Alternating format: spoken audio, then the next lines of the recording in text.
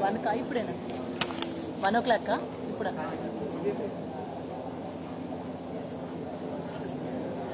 Local channel run అవుతుంది.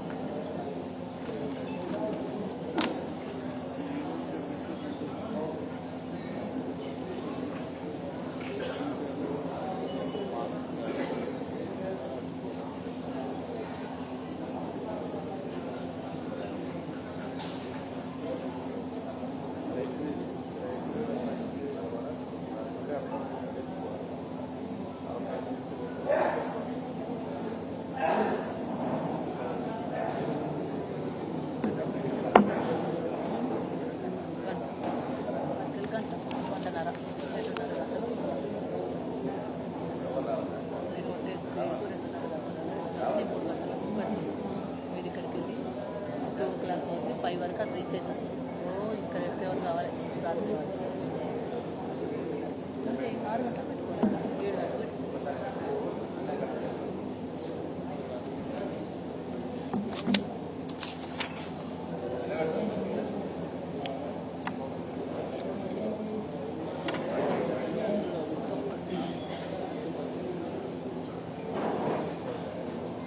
Sorry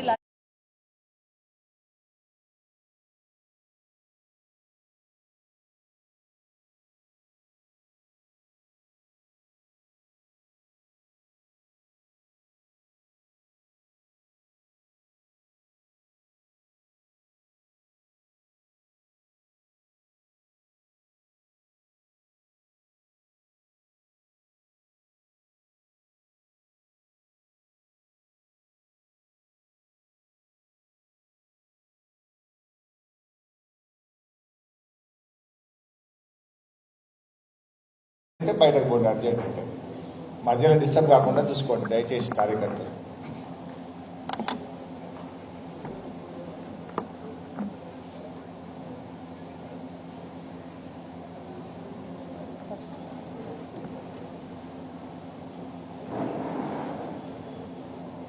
Medak మా senior జర్నలిస్టులందరికీ,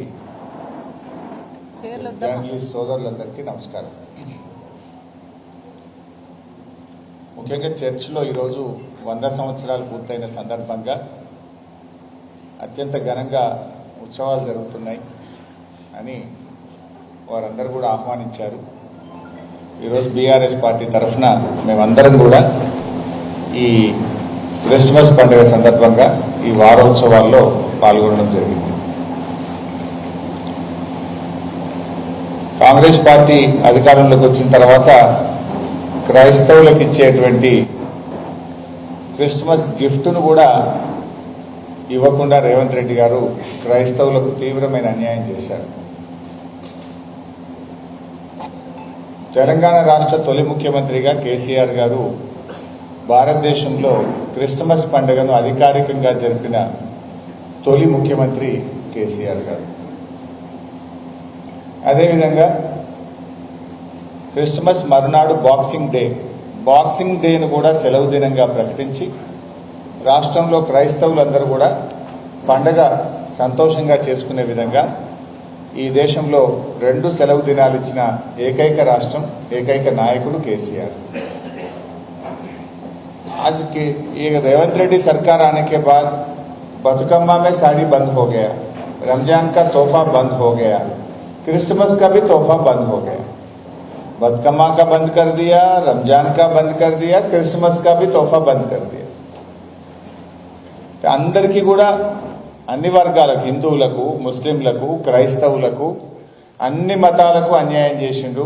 అన్ని మతాల్లో ఉండే పేదలకు అన్యాయం చేసిండు రేవంత్ రెడ్డి గారు. ఇవాళ రాష్ట్రంలో ఎవరికి కూడా శాంతి లేదు, భద్రత లేదు. कहीं सुकून नहीं है, कहीं सिक्योरिटी भी नहीं है, लोग परेशान में हैं। రేవంత్ రెడ్డి ఏడాది పాలనలో ఎప్పుడన్నా మీరు చూడుండ్రి, ముఖ్యమంత్రి కాకముందు కంటే ముఖ్యమంత్రి అయిన ఏడాది పాలనలో కూడా ఓర్లుడు తప్ప ఓదార్పు లేదు. ఓర్లుడే ఏమనంటే పేగులు మెడలు వేసుకుంటా, సీర్తా, సంపుతా, గోటీలాడతా, లాగుల తొండలు జొరగొడతా గివ్వే తప్ప ఒక వర్గాన్ని ఎవరినైనా ఓదార్చిండా? ఇప్పుడు పాపం సర్వశిక్ష అభియాన్ వాళ్ళు రోడ్డు మీద ధర్నా చేస్తారు. అరే భయ్, నేను మీకు మాట ఇచ్చినా ఒక ఏడాది చేస్తా, ఒక 6 నెలలకు చేస్తా, ఒక 3 నెలలకు చేస్తా అనే ఓదార్పు ఉన్నదా? ఏ వర్గాలకు కూడా ఓదార్పు లేదు. అడిగిన వాళ్లను అదరగొట్టుడు, ప్రశ్నించిన వాళ్ళ మీద పగబట్టుడు, ఇది అలా ఈ రాష్ట్రంలో నడుస్తున్నది. ప్రశ్నిస్తే వాళ్ళని పగబడతాడు. అసెంబ్లీలో మేము అడిగినామనుకో అదరగొడతాడు. అసలు అడిగింది ఒకటి ఉంటుంది అని చెప్పేది ఒకటి ఉంటుంది. మొన్న మీరు చూసింది అసెంబ్లీలో మేము అడిగింది ఏంది, ఆయన మాట్లాడింది ఏంది, అడిగిన దానికి సమాధానం లేదు. ఆయన అడ్డగోలుగా అదరగొట్టే మాటలు మాట్లాడితే మళ్ళీ మాకు మైక్ ఇవ్వండి అంటే స్పీకర్కి చెప్తాడు, ఇలా మైక్ ఇవ్వకూడదు అని. ఏది పడితే అది నోటుకొచ్చినట్టు అబద్ధాలు చెప్పి హద్దులు దాటిపోయాడు. అసెంబ్లీలో కూడా రేవంత్ రెడ్డి గారు అన్ని అబద్ధాలు మాట్లాడి తన హద్దులు దాటి ప్రవర్తించాడు. రేవంత్ రెడ్డి అసెంబ్లీ సమావేశాలను అపవిత్రంగా మార్చిండు ఒక రకంగా చెప్పాలంటే.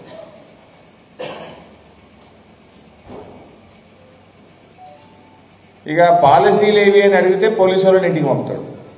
ఏందా నీ ప్రభుత్వం పాలసీ ఏంది, నీ పని ఏంది, నువ్వు చెప్పింది ఏంది, నువ్వు ఏం చేస్తున్నావు అని అడిగినామనుకో పాలసీల గురించి అడిగితే పోలీసు వాళ్ళని ఇంటికి తోలుతాడు. ఇది రేవంత్ పాలన. చివరికి యాందాకొచ్చింది, పోలీసు వాళ్ళు తమ పని తాము చేయలేక రాష్ట్రంలో క్రైమ్ రేట్ పెరిగింది, రికవరీ రేటు తగ్గింది. ఇప్పుడు ఎంతసేపు ప్రతిపక్షాల మీద అణచివేత మీద, అక్రమ కేసులు పెట్టడం మీద, మా మీద నిఘా పెట్టడం మీద నీ పాలన నడుస్తున్నది. అందుకే ఏమైంది రాష్ట్రంలో, నిన్న హైదరాబాద్ పోలీస్ కమిషనర్ ఏడాది రేవంత్ పాలనలో ఎన్ని కేసులు పెట్టినాము, ఎంత క్రైమ్ రేట్ జరిగిందో నిన్న రిపోర్ట్ ఇచ్చింది. ఏముంది ఆ రిపోర్ట్లో? 41% క్రైమ్ రేట్ పెరిగింది. కేసీఆర్ పాలన కంటే రేవంత్ పాలనలో 1 సంవత్సరంలో 41% కేసులు పెరిగినాయి. అంటే నువ్వు మంచిగా పని చేసినవా, నువ్వు మంచిగా పని చేయలేదు అనడానికి ఇదొక ఉదాహరణ చాలదా అని నేను అడుగుతా ఉన్నా. క్రైమ్ రేటు పెరిగింది. छोड़ दो ना भाई, डिस्टर्ब मत करो.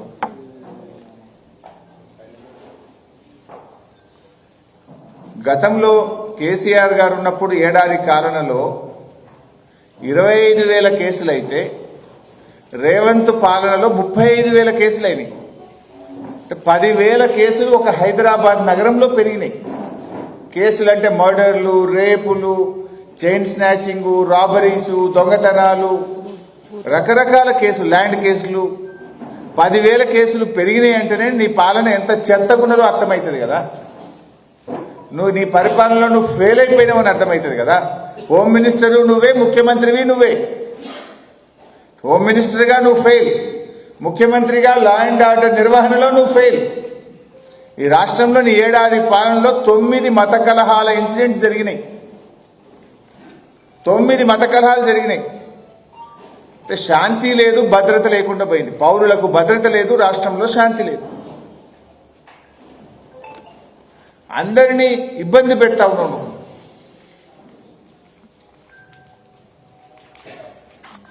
నిన్న అసెంబ్లీలో మీరందరూ కూడా చూశారు.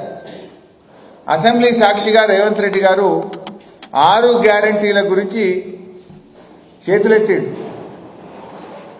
तो 6 गारंटी के बारे में हम पूछे तो कब देते, कब तक देते, कितना देते, कुछ नहीं बोला, हाथ उठा दिया. నమ్మి ఓటేసిన రాష్ట్ర ప్రజలకు గాడిద గుడ్డు మిగిల్చిండు రేవంత్ రెడ్డి. 1 సంవత్సరంలో 1,27,000 కోట్లు అప్పు చేసిండు రేవంత్ రెడ్డి. ఏం చేసినవే 1,27,000 కోట్లు అంటే బడా బడా కాంట్రాక్టర్లకు బిల్లులు ఇచ్చిండు. పర్సంటేజీలు తీసుకున్నాడు, బడా కాంట్రాక్టర్లకు బిల్లులు ఇచ్చిండు. బీఆర్ఎస్ పాలనలో మేం చేసింది కేవలం 4,17,000 కోట్లు మాత్రమే అని లెక్కలతో సహా నిండు అసెంబ్లీ సాక్షిగా చెప్పి ప్రభుత్వాన్ని నోరు మూయించినాం. 4,17,000 కాకపోతే ఇప్పుడే చెప్పు, ఇక్కడే చెప్పు, 4,17 బీఆర్ఎస్ కాలంలో చేసిందని చెప్పాం. మరి నువ్వు మేము 10 ఏళ్లల్లా కరోనా కూడా కలుపుకొని ఉదయ్ స్కీమ్ కలుపుకొని 4,17 చేస్తే నువ్వు ఒక్క సంవత్సరమే 1,27,000 చేసినావు.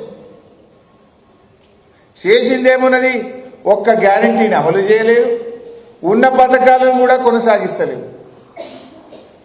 కొత్త పథకం వచ్చిందేమీ లేదు కానీ ఉన్న పథకాలు బంద్ చేసినావు కదా. రైతు బంధు బంద్ చేసినావు, కేసీఆర్ కిట్ బంద్ చేసినావు, న్యూట్రిషన్ కిట్ బంద్ చేసినావు, బతుకమ్మ చీరలు బంద్ చేసినావు, చేపల చెరువులలో చేప పిల్లలేసుడు బంద్ చేసినావు, దళిత బంధు పెట్టినావు, బీసీ బంధు పెట్టినావు, పిల్లలకు ఫీజు రియంబర్స్మెంట్ బంద్ పెట్టినావు. కొత్తగా ఇచ్చింది ఏం లేదు కానీ ఉన్న పథకాలు బంద్ పెట్టిండు రేవంత్ రెడ్డి.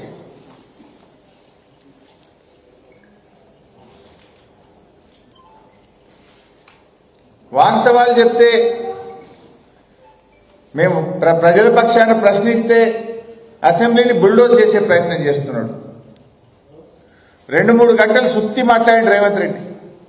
2 గంటల ఉపన్యాసంలో సారాంశం ఏదన్నా ఉందంటే ఎప్పుడు ఇస్తావో, ఎంత ఇస్తావో, ఏం చేస్తావో చెప్పిండా 2 గంటలు మాట్లాడితే. చర్చ ఏంది? రైతు భరోసా ఎంత ఇయ్యాలి, ఎన్ని ఎకరాలకు ఇయ్యాలని చర్చ పెట్టినాం. మొత్తం చర్చ అయిపోయిన తర్వాత సారాంశం ఏంది? రైతు బంధు ఎన్ని ఎకరాలకు ఇస్తావో చెప్పినవా, ఎంత ఇస్తావో చెప్పినవా, ఎప్పుడు ఇస్తావో చెప్పినవా? ఏమీ చెప్పలే. ఏమన్నా కనబడ్డదంటే రైతు బంధుకు ఎగనామం పెట్టినట్టు కనబడ్డది చర్చలో. మొన్న వానకాలం అయితే ఎగనామం పెట్టిండు, మొన్న వానకాలంకు రైతు బంధు రాలే. యాసంగి కూడా అప్పుడు కేసీఆర్ ఉండగా పైసలు తయారు పెట్టి బ్యాంకులలో వేస్తామంటే వీళ్ళు ఎలక్షన్ కమిషన్ కు ఫిర్యాదు చేసి ఆపిండ్రు. ఆ రోజు గా పైసలే వీళ్ళ గవర్నమెంట్ వచ్చినాక పడ్డాయి తప్ప అసలు నువ్వు కొత్తగా నీ ఏడాది పాలనలో రైతు బంధు ఆడించినావు. యాసంగి మొన్న వానకాలంకి అయితే రైతు బంధు ఇయ్యలే. రైతులు వడ్డీ వ్యాపారుల దగ్గర తెచ్చుకున్నారు. 2 రూపాయలు 3 రూపాయల మిత్తికి అప్పు తెచ్చుకోవాల్సిన పరిస్థితి వచ్చింది రైతులకు. ఇప్పుడు యాసంగి పంటకు కూడా ఆల్రెడీ నేను ఇందాక రాగా చూసిన నాట్లు పడుతున్నాయి, నార్మల్ కనబడుతున్నాయి. కొన్ని చోట్ల అయితే నాట్లు కూడా పడుతున్నాయి. మరి ఇంకెప్పుడు ఇస్తావు యాసంగికి? యాసంగి రైతు బంధు ఎప్పుడు ఇస్తావో స్పష్టంగా చెప్పాలి. నిన్న బీఆర్ఎస్ పార్టీ తరఫున చెప్పినాం, ఎప్పటిలాగా అందరికీ రైతు బంధు ఇవ్వాలి. నువ్వు ఆ రోజు మేనిఫెస్టోలో నేను కొందరికే ఇస్తా, కటింగ్ పెట్టా అని చెప్పలే కదా నువ్వు. ఇప్పుడైతే 5,000 మేము వస్తే 7,500 అన్నావు.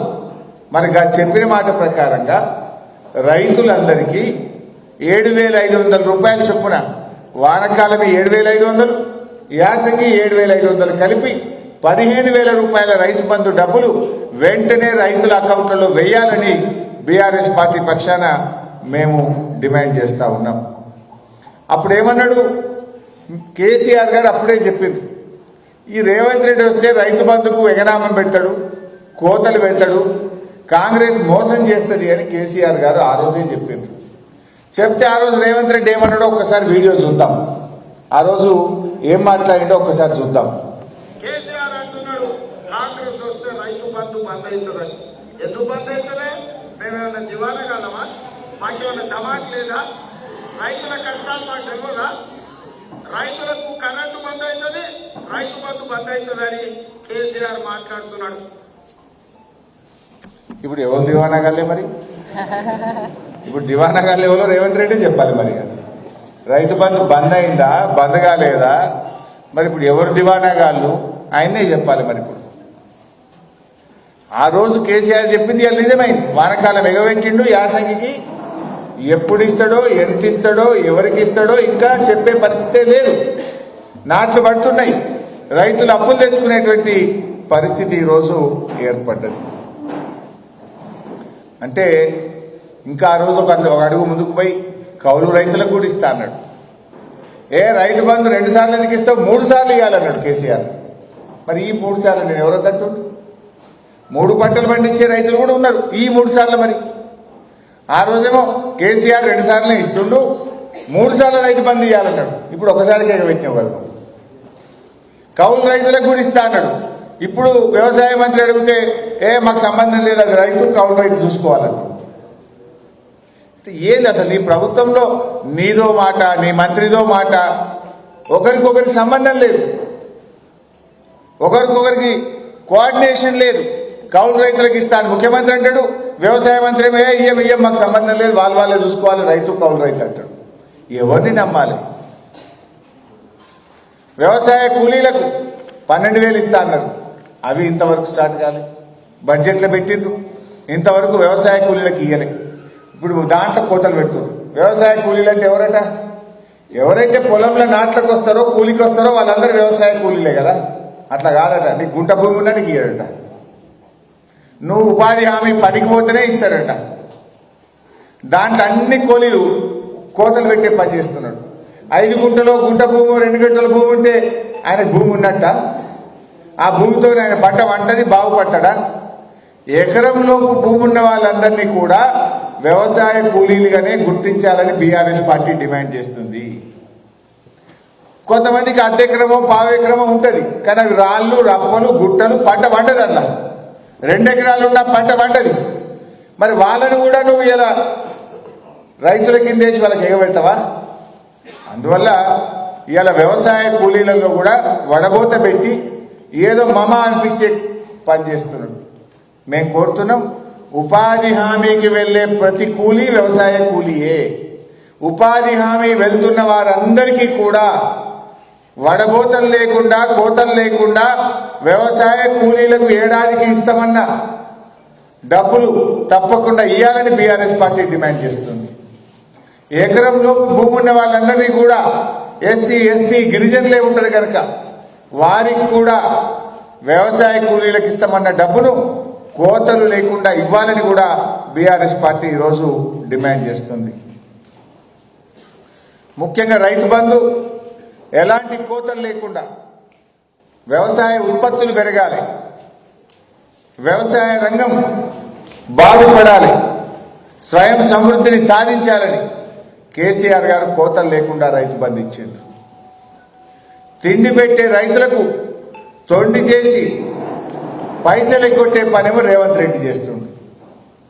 కేసీఆర్ ఏమో తిండి పెట్టే రైతులకు ఎట్లన్నా ₹1 పోవాలి, వాళ్ళకి ఎంత ఇచ్చినా తక్కువే అని కేసీఆర్ అనుకున్నాడు. కానీ తొండి చేసి తిండి పెట్టే రైతులకు ఎట్లా ఎగ్గొట్టాలని రేవంత్ రెడ్డి చూస్తున్నాడు. ఇది కేసీఆర్కు రేవంత్ రెడ్డి గారికి ఉన్నటువంటి తేడా. ఇలా రైతుల బతుకులు మార్చేందుకు కేసీఆర్ గారు రైతు బంధును ప్రారంభిస్తే ఆ రైతు బంధును బొందబెట్టే కుట్ర చేస్తున్నాడు రేవంత్ రెడ్డి. ఇలా రైతులందరూ కూడా మేల్కొనాలి, రైతులందరూ కూడా ఎక్కడికక్కడ కాంగ్రెస్ పార్టీ మంత్రులను ఎమ్మెల్యేలను నిలదీయాలని చెప్పి బీఆర్ఎస్ పార్టీ పిలుపునిస్తా ఉంది. ఆ ఊర్లలో ఉండే కాంగ్రెస్ నాయకులను, మండలాల్లో ఉండే కాంగ్రెస్ నాయకులను, పెద్ద పెద్ద కార్లు వేసుకొని వచ్చే కాంగ్రెస్ నాయకులను ఎక్కడికక్కడ నిలదీయాలి. వానకాలం రైతు బంధు, యాసంగి రైతు బంధు 15,000 ప్రతి రైతుకు చెప్పిన మాట ప్రకారంగా ఇచ్చే విధంగా ప్రశ్నించాలని కూడా బీఆర్ఎస్ పార్టీ ఈరోజు పిలుపునిస్తా ఉంది. ఎందుకంటే కేసీఆర్ గారు 2 ఏళ్లు కరోనా వచ్చిన రైతు బంధు ఆపలే కదా. 11 విడతల్లో 73,000 కోట్ల రూపాయలు ఇచ్చిన మాట ప్రకారంగా రైతు బంధునిచ్చి రైతుల పట్ల తన ప్రేమను చాటుకున్నది కేసీఆర్. కానీ రైతు బంధును బొందబెట్టి రైతుల ఉసురు పోసుకున్నాడు రేవంత్ రెడ్డి. ఇవాళ దుఃఖిదున్నే రైతు దుఃఖం తీర్చిన నాయకుడు కేసీఆర్ అయితే రైతు బంధు ఎగ్గొట్టి రైతును దుఃఖంలో పెడుతున్నది రేవంత్ రెడ్డి. ఇవాళ రైతులు కూడా ఆలోచించాలి. ఏ ఒక్క హామీ అమలు చేయలేదు. రుణమాఫీ ఏమన్నాడు? నేను అసెంబ్లీ అయిపోయిందంటు అయినా అదేందా కానోళ్ళు ఉన్నారా? ఎవరన్నా ఇలా ఉన్నారా? మా ప్రెస్ వాళ్ళకి అయింది అందరికీ. నీకు కాలేదు మీకు అయిందా పైసా? కాలేదు. మీకు కానోళ్ళు ఉన్నారు ప్రెస్లో, మీకు కూడా కాలేదు. నేను ఏమన్నాడు? అసెంబ్లీ అయిపోయింది రుణమాఫీ అంటు అయ్యిపోయిందంటుండే. నేను అన్న మరి రేవంత్ రెడ్డి పోదాం గన్మెన్ లేకుండా పోదాం అంటున్నావు కదా. మరి మా మెదక్కు ఇప్పుడు 25 తారీఖు నాడు మెదక్కి వస్తుండు. రేపు ముఖ్యమంత్రి గారికి నేను స్వాగతం పలుకుతున్నా. సరే, అమ్మవారి మీద ఒట్టు పెట్టినావు, మాట తప్పినావు. మెదక్ చర్చి మీద ఒట్టు పెట్టినావు, మాట తప్పినావు. ప్రాయశ్చిత్తం చేసుకో. అమ్మవారు చాలా పవర్ఫుల్, ఏడుపాయల అమ్మవారు. ఆ ఏడుపాయల అమ్మవారి దగ్గర ముక్కు నేలకు రాసి చెంపలేసుకొని, అమ్మవారు నీ మీద ఒట్టు పెట్టి మాట తప్పినా నన్ను క్షమించు అని ఆ అమ్మవారిని వేడుకో. మెదక్ చర్చ్ ఘనమైన చర్చ్, ఏషియాలోనే 2వ పెద్ద చర్చ్. ఆ యేసుక్రీస్తు మీద ఒట్టు పెట్టి మాట తప్పినవు, ఆడ కూడా ప్రాయశ్చిత్తం చేసుకో యేసుక్రీస్తు దగ్గర. తప్పు చేసిన యేసు మహాప్రభు నీ మీద ఒట్టు పెట్టి 15 ఆగస్టులోగా మొత్తం రుణమాఫీ చేస్తా అని చెప్పి డిసెంబర్ యేసుక్రీస్తు పుట్టిన దినం నాటికి కూడా ఇంకా రుణమాఫీ చేయలేదు. ఇంకా రైతులు ఆగంలో ఉన్నారు, ఇబ్బందుల్లో ఉన్నారు. నేను మాట తప్పినా అని ఆ యేసు ప్రభువును ప్రాయశ్చిత్తం చేసుకో. ఆ యేసు ప్రభువు గొప్పవాడు, క్షమాగుణం కలిగిన వాడు. తప్పు చేసిన వాడిని కూడా క్షమిస్తాడు. పాపం చేసిన వాడు కూడా ప్రాయశ్చిత్తపడితే క్షమించే గొప్ప గుణమున్న వ్యక్తి యేసు ప్రభు. ఆ యేసు ప్రభు మీద ఒట్టు పెట్టి మాట తప్పినట్టు రేవంత్ రెడ్డి, అది కూడా ఒక్కసారి చూద్దాం. ఏం మాట్లాడిండో ఒక్కసారి గుర్తు చేసుకుందాం.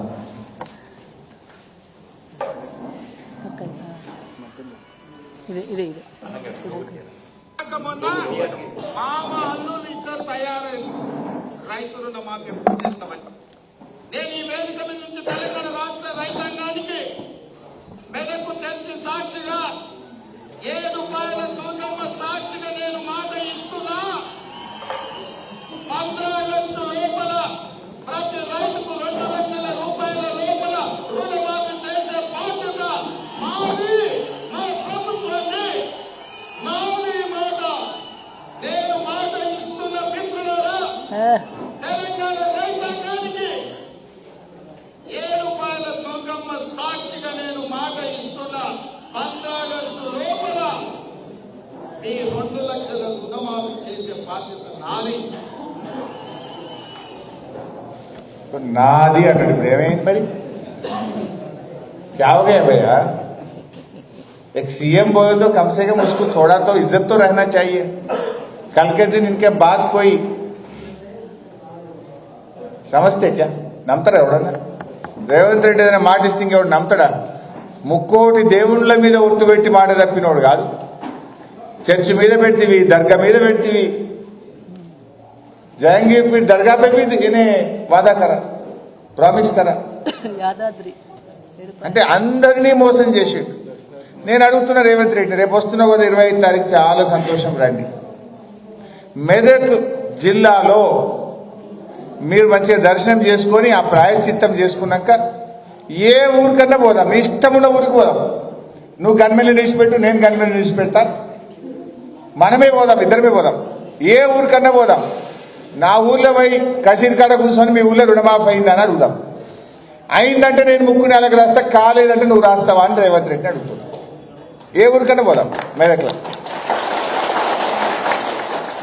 నీ బుద్ధున్న ఊరికి పోదాం రేవంత్ రెడ్డి. మెదక్ జిల్లాలో 25 తారీఖు నువ్వు రమ్మంటే నేను వస్తా, నిలబడతా. నువ్వు ఏ ఊరికంటే ఆ ఊరికి ఇద్దరం కలిసి పోదాం, కసీర్ కాడ నిలబడదాం. ఊరందరినీ పిలిచి మీ ఊళ్ళో రుణమాఫీ అయిందని అడుగుదాం. మరి నువ్వు నిన్న అసెంబ్లీలో అయిపోయిందని ఎట్లా చెప్తావు? నేను అడుగుతా ఉన్నా, ఏ రకంగా చెప్తావు అసెంబ్లీలో? అంటే ప్రజల్ని మోసం చేస్తావా? బ్యాంకర్ల మీటింగ్లోనేమో 49,000 కోట్లు అన్నారు, ఆ తర్వాత 40,000 కోట్లు అన్నారు, క్యాబినెట్లో 31,000 కోట్లు అన్నారు. అసెంబ్లీకి వస్తే 26,000 కోట్లే బడ్జెట్లో పెట్టిండ్రు. ఇచ్చిందేమో 17,000 కోట్లు, చేరిందేమో 12,000 కోట్లు. 49కి వెళ్ళి 12-15కి వచ్చింది. ఇప్పుడు మొన్నెప్పుడో మహబూబ్ నగర్లో చెప్పిండు 2,750 కోట్లు వేసేసిన అయిపోయింది రుణమాఫీ అన్నాడు. పడ్డాయా అంటే అవి వెళ్ళి ఇంతవరకు. ఎన్ని అబద్ధాలు ఆడతావు? అబద్ధాలకు కూడా హద్దు పద్దు ఉంటుందా? ఏమనుకుంటారు జనం నిన్ను? ఒక ముఖ్యమంత్రి మెదక్ చౌరస్తాలు నిలబడి మెదక్ చర్చి మీద ఒట్టు పెట్టి పోతివి, మళ్ళా రాబట్టివి చర్చకు. మరి ఆ చర్చిలో ఉన్న దేవుడేమనుకోవాలి? ఆ మాటలు విన్న మెదక్ ప్రజలేమనుకోవాలి? నువ్వు ఇచ్చిన హామీ అమలు చేయకుండా అమ్మవారి మీద ఒట్టు పెట్టి, చర్చి మీద ఒట్టు పెట్టి, మాట తప్పి మళ్ళా రాబట్టివి మెదక్కు. పోనీ ఇచ్చిన హామీ అమలు చేసుకొని వచ్చినా, డేట్ పోయినా జరనన్న పర్వాలెత్తి అనుకుందాం. 15 ఆగస్టు అన్నాడు, పోనీ డిసెంబర్ కన్నా చేసిండు, సేనైతే చేసింది వచ్చింది అనుకుందాం. చేయకుండానే రాబట్టి సిగ్గు లేకుండా. ఏమన్నా కొంచెమన్నా రేషం ఉండాలి కదా. మనిషి అంటూ మెదకు పోతున్నా మరి ఆ రోజు చర్చి మీద ఒట్టు పెడితే, దేవుని మీద అమ్మవారి మీద ఒట్టు పెడితే ఎవడన్నా అడుగుతాడో ఏందో, ఆడ ప్రెస్ వాళ్ళు గిట్ట అడుగుతారేమో, రైతులు గిట్ట అడుగుతారేమో. మరి ఆ రోజు మాట ఇస్తే ఎట్లా అని జనంతా ఆలోచన చేసుకొని అది పూర్తి చేసుకొని రావాలి కదా. ఇదేమి ప్రభుత్వం అని నేను అడుగుతా ఉన్నా. ఇంకేమన్నాడు, 2 లక్షల మీద ఉన్న వాళ్ళు జల్దీ కట్టుంటాను అన్నాడా లేదా? ఎవరన్నా కట్టిన వాళ్ళు ఉన్నారే? నువ్వు కట్టినావా? సీన్ లేవు. ఎంత కట్టినావు? ఏం పేరు నీ పేరు? ఏం సీను? కుర్తివాడ సీను. కుర్తివాడ గ్రామమా? 4 లక్షలు అప్పుడు ఉండే సీనుకు. 2 లక్షలు రేవంత్ రెడ్డి చెప్పిండే కట్టినావు. ఇక కట్టినావు, అప్పు తెచ్చినావు.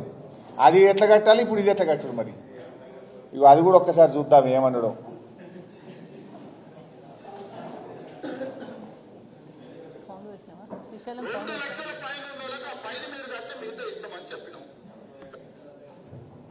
ఏమన్నాడే?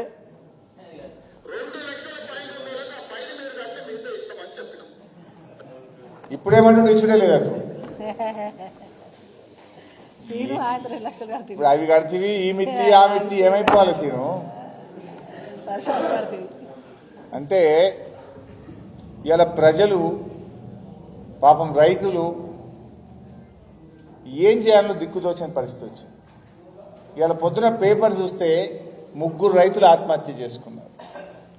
మన మెదక్లో కూడా కూచన్పల్లిలో ఒక రైతు ఆత్మహత్య చేసుకున్నట్టు పేపర్లో చూసిన పొద్దున. దాదాపు 3 లక్షలు అప్పయింది.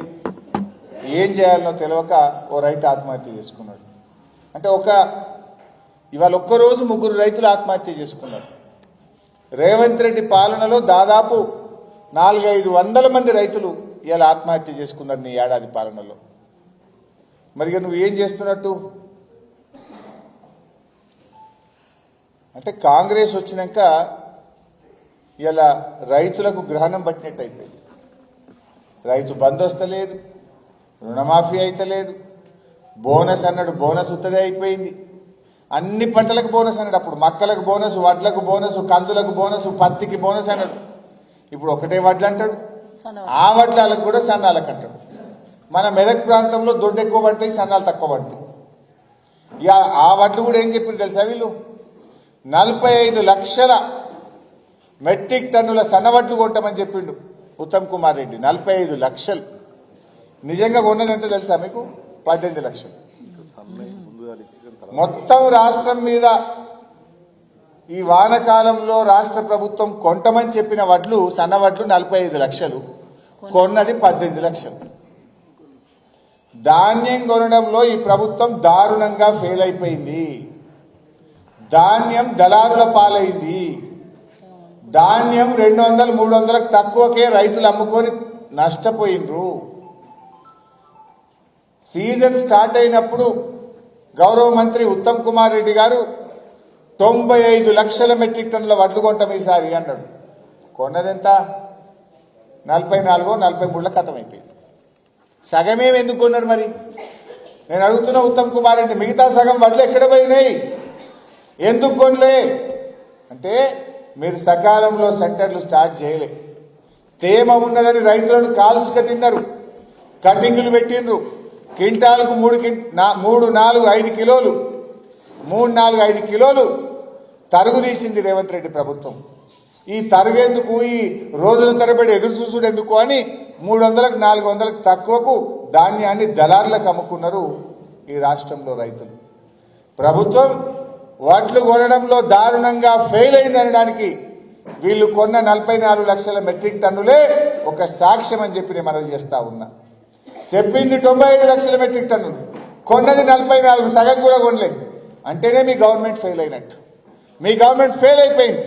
వడ్లు కొనడం కూడా చేతగాని ప్రభుత్వం ఈ కాంగ్రెస్ ప్రభుత్వం. 45-50 లక్షల సన్నాలు కొట్టమని 18 లక్షలే కొన్నారు, మోసం చేసి. 45-50 లక్షల సన్నాలు కొనాలని ఎంత కావాలి? 2,500 కోట్లు కావాలి. మీరు కొన్నది 18, అంటే 900 ఖతం చేసేది. ఆ సన్నాల పైసలు కూడా ఇంకా వాళ్ళే పూర్తిగా, ఇంకా కొంతమంది రైతులకు ఇప్పటికి కూడా ఇంకా పూర్తిగా పడనటువంటి పరిస్థితి ఉన్నది. ఈ సందర్భంగా రైతులకు విజ్ఞప్తి చేస్తున్నాం.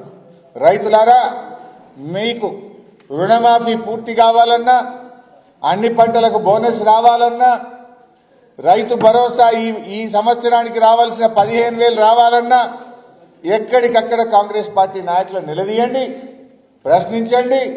ముఖ్యమంత్రి గారు మాట్లాడిన వీడియోలు ఆ కాంగ్రెస్ నాయకులకు చూపించి అడగాలని చెప్పి బీఆర్ఎస్ పార్టీ పిలుపునిస్తుంది. జై తెలంగాణ. జై తెలంగాణ. ప్రెస్ మిత్రులందరికీ భోజనాలు ఇక్కడ హాల్లో ఉన్నాయి. కార్యకర్తలందరూ ఇక్కడ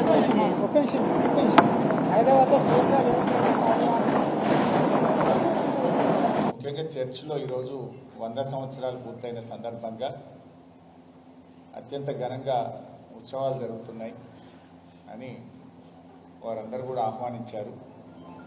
ఈరోజు బీఆర్ఎస్ పార్టీ తరఫున